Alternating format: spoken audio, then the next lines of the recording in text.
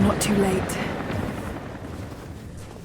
Hello everyone, welcome to Gregster Reviews. Today we've got Rise of the Tomb Raider on PC.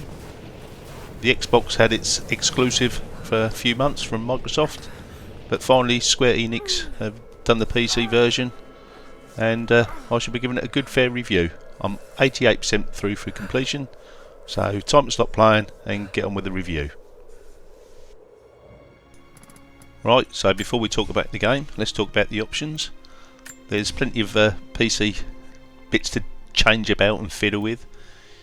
You've got your basic settings here for your display, and then you've got your AA settings. You've got FXAA, SMAA, super sampling times 2 times 4, but I'm running with SMAA for this at 1440p, 2560 by 1440.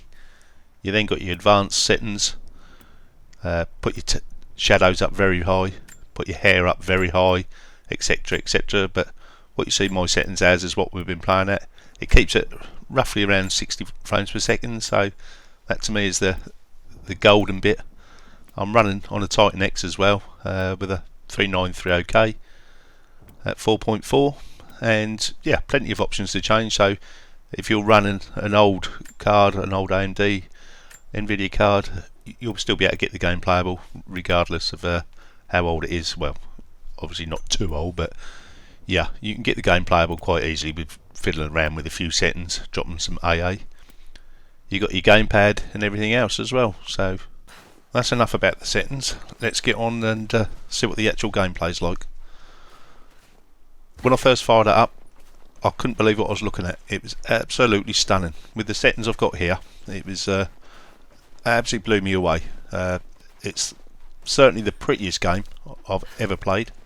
A bit of a strange one actually, because oddly enough the Division, Ubisoft's The Division came out the same weekend, or the beta did I should say, and I fired this up first because I had this first, and totally blown away. And then you get to try The Division as well, and I was like, wow, 2 games that are absolutely stunning. But as we all know, games can look very, very good, and it's not always about how pretty it is, it's about the gameplay. So let's talk about that a bit. I hope a few of you have played the original 2013 reboot of Tomb Raider.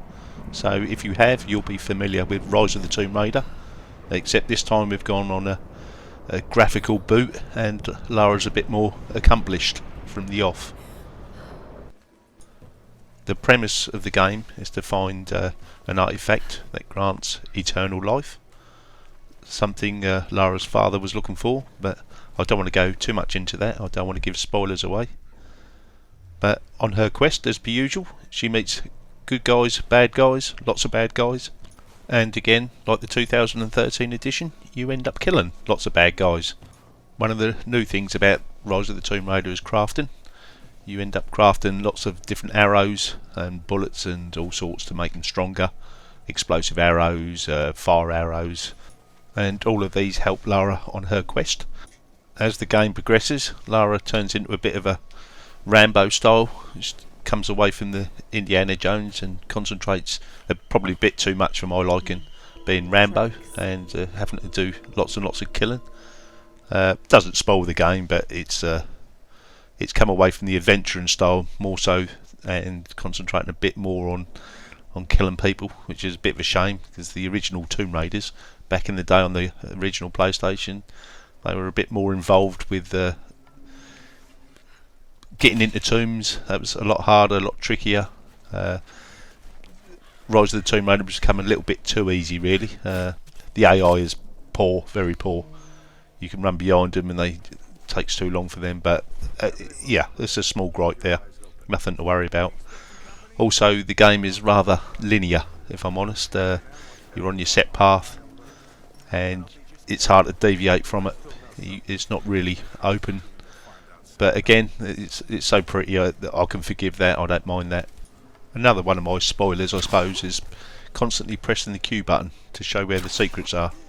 You know, you go 10 foot, press the Q button, go another 10 foot, press the Q button. Obviously you don't have to do that, but because I was enjoying the game so much, I was trying to find as many of the secrets as I could.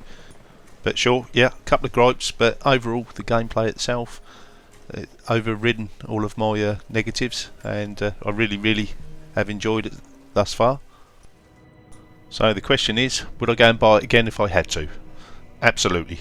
It's been a fantastic game thus far. I'm not too sure on the DLC if I'm going to buy that. I'm not too sure what content there is, but I might give it a look a bit later on. But for me, it's been an absolute glorious game. I've been hooked to it, loved it, and recommend buying it. Anyway, thanks for watching, and see you next time. Bye for now.